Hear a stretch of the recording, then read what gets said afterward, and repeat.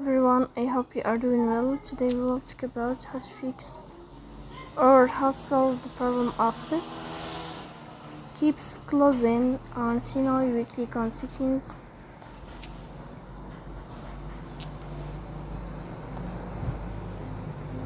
Here you will click on apps, default apps, app settings. In this page you will search about the application of Suno.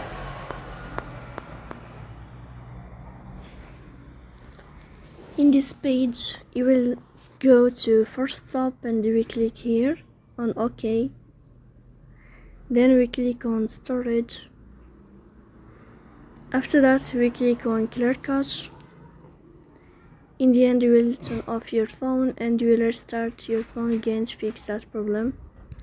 So please don't forget to support us by like and subscribe. See you next time.